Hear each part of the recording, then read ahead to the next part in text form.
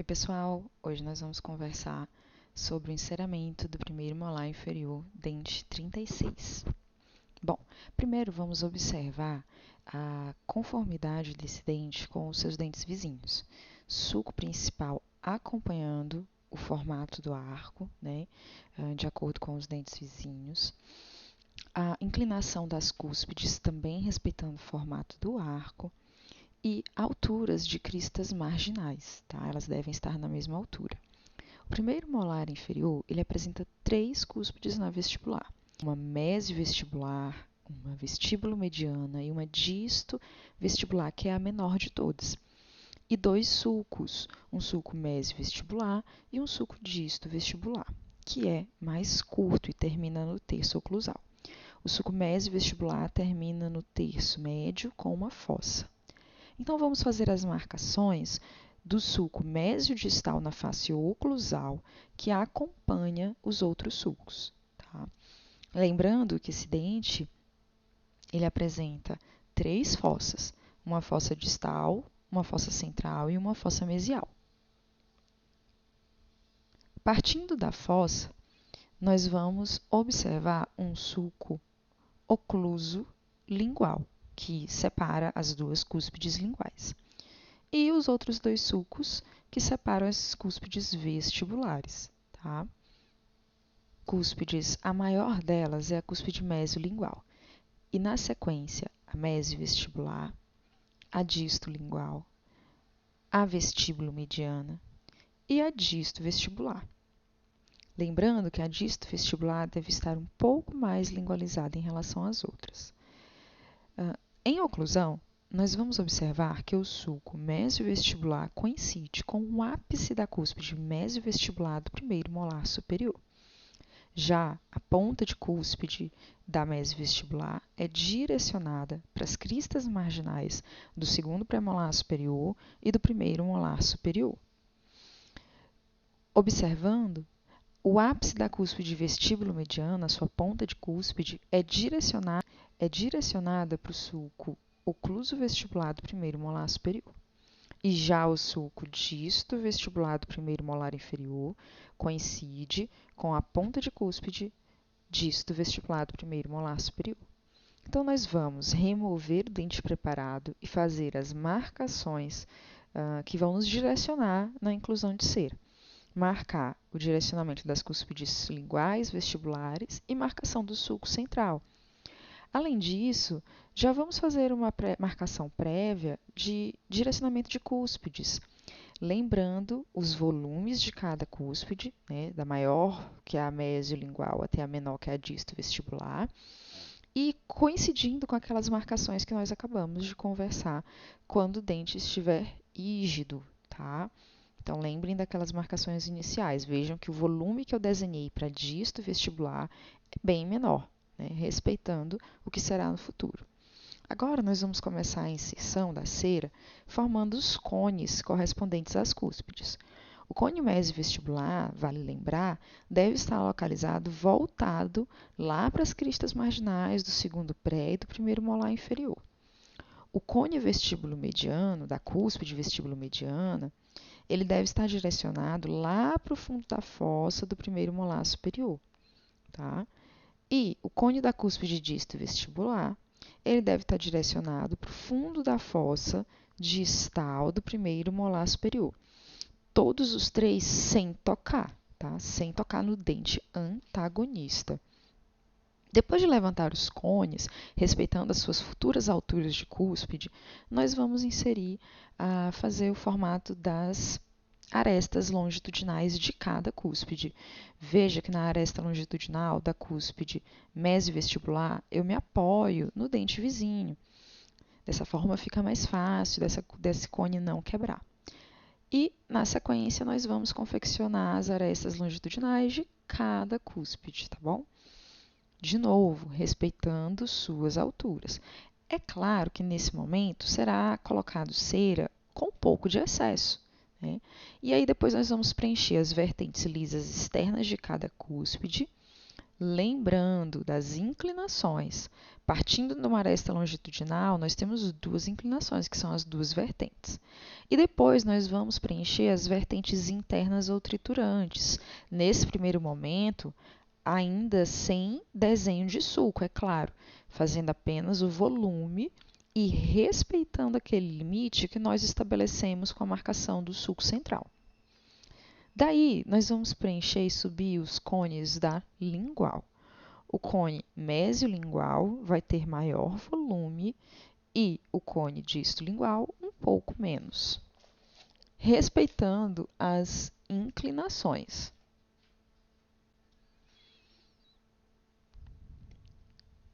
Na sequência, depois de subir os dois cones e respeitando suas alturas, nós vamos fazer da mesma forma que fizemos na vestibular.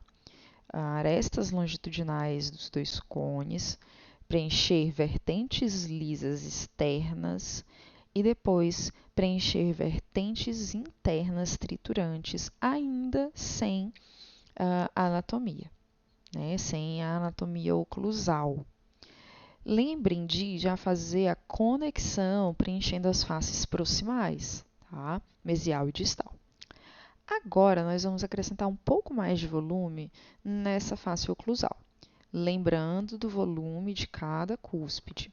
Vejam que nesse encerramento foi feita uma cúspide de cada cor, exatamente para destacar o volume de cada uma delas e o limite de cada uma delas. Então, nós vamos fazer o preenchimento dessa vertente triturante, dessa face, né, oclusal, respeitando esse volume, para que depois nós possamos, então, começar a esculpir. E essa escultura, ela se inicia, assim como nos outros encerramentos, pelo terço cervical da face vestibular, utilizando uma espátula 3S, primeiro removendo os excessos, né, desse terço cervical, com aquela inclinação em 45 graus, e depois nós já vamos remover os excessos da face proximal, tá? Tirando ali aquele apoio que nós fizemos no dente vizinho, para devolver a separação entre um dente e outro. Então, ainda com a 3S, só que agora numa posição diferente, ela está agora na vertical, para remover esse excesso da proximal. E nós vamos fazer também, depois de remover esses excessos, nós vamos marcar com uma canetinha a aresta transversal e os sulcos, ou seja, definir melhor esses limites. Por quê? Porque a partir da aresta transversal vão começar as duas inclinações em cada cúspide, é claro. Então, em uma cúspide, eu vou desenhar a aresta transversal e vou começar a esculpir as duas inclinações com a 3S. Então, uma inclinação de uma vertente lisa e a outra inclinação da outra vertente lisa. Porque nós lembramos que a cúspide, ela possui aresta transversal, duas vertentes. Não é isso? Então, com a 3S, nós já vamos fazendo essa escultura, tá? E isso para as três cúspides vestibulares. É claro, lembrando que esse dente ele tem que estar no mesmo alinhamento do arco, então ele não pode estar mais vestibularizado que os outros. Finalizada a escultura da vestibular, nós vamos para a lingual para fazer da mesma forma, remover os excessos primeiro do terço cervical com a 3S, depois remover os excessos da proximal e assim sucessivamente, como fizemos na vestibular. Em seguida, nós vamos fazer o desenho e marcação dos sulcos na face oclusal, começar essa escultura na face oclusal, tá? E lembrando, assim como na vestibular, nas vertentes lisas externas, as cúspides elas têm uma aresta transversal e duas inclinações divertentes na sua face oclusal, ou seja, nas vertentes triturantes. Então, nós vamos começar a trabalhar essa escultura agora na face oclusal, fazendo as duas inclinações divertentes triturantes a partir daquela aresta transversal. Vale lembrar que na face oclusal nós temos um sulco principal, mesiodistal, e nós temos uma fossa central. Isso significa que as cúspides, a inclinação das arestas transversais, elas devem estar voltadas para esse sulco central, tá? Vejam que agora com esse instrumento, é essa inclinação que eu começo a dar para as cúspides, tá? Então, nós vamos sempre direcionar as cúspides para a fossa central e para o sulco principal. Porque lembrem que o que define, né, os sulcos é o volume das cúspides, né, suas inclinações. Então, é isso que nós vamos começar a fazer agora. Vale lembrar que as cúspides elas apresentam lobos e sulcos secundários. Diferente das áreas externas em vestibular e lingual, nós temos faces internas com sulcos secundários bem desenhados e lobos. Então, nós precisamos fazer as inclinações e marcar esses lobos e sulcos secundários na face oclusal. A partir de agora, será ajuste e refinamento.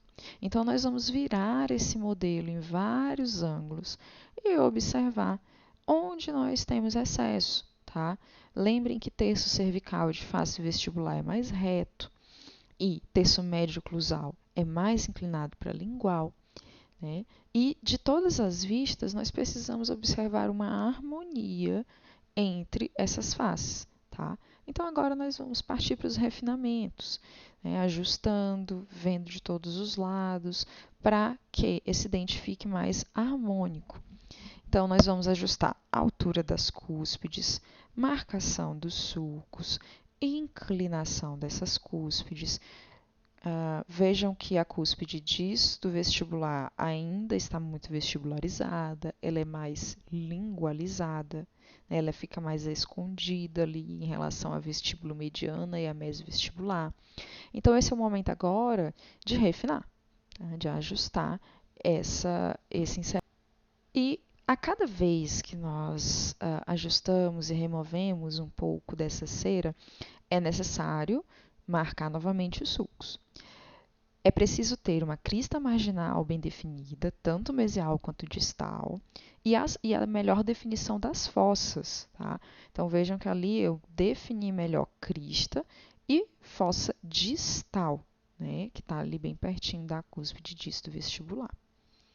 E fossa central bem definida, além de, é claro, fossa mesial e crista marginal mesial.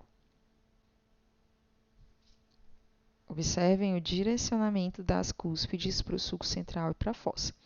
A única cúspide que não fica tão próxima ou tão direcionada para a fossa central é a cúspide disto vestibular. Ela está, por quê? Porque ela tem um menor volume e ela está um pouco mais afastada. Vejam que na definição de crista marginal mesial e de fossa mesial, ela tem que estar na mesma altura da crista marginal do dente vizinho, tá? Para que não seja uma interferência nessa oclusão. Então, confirmando o desenho de sulco, reforçando com a exploradora. Vejam que o papel da exploradora não é definir sulcos. Eu apenas reforço a marcação desses sulcos, checando de todos os ângulos.